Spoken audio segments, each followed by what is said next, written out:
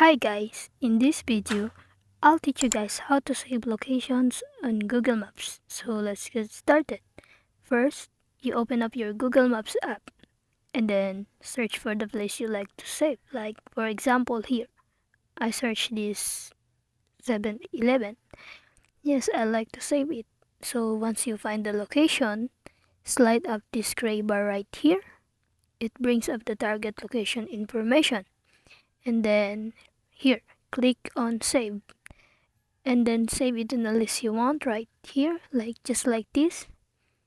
And then I want to create a new here, like grocery. Yes, and there here I save it.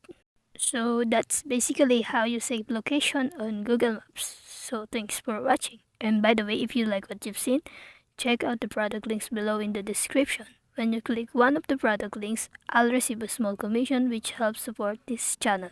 Thank you.